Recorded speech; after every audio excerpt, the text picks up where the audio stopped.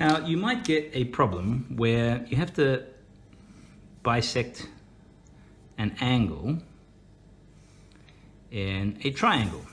So I'll just draw a quick triangle here. Here we go. And the question might be, bisect this angle. Very, very simple. Just pretend it's not a triangle, it's just an angle. Very simple.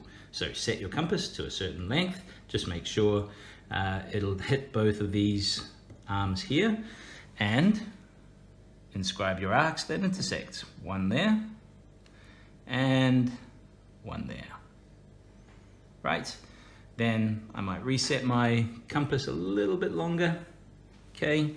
And then inscribe an arc here, and then don't touch the setting of the compass. Put that smack bang on and intersect with that arc there. And now I have everything I need to bisect this angle of the triangle. And this angle and this angle are exactly the same. Finished.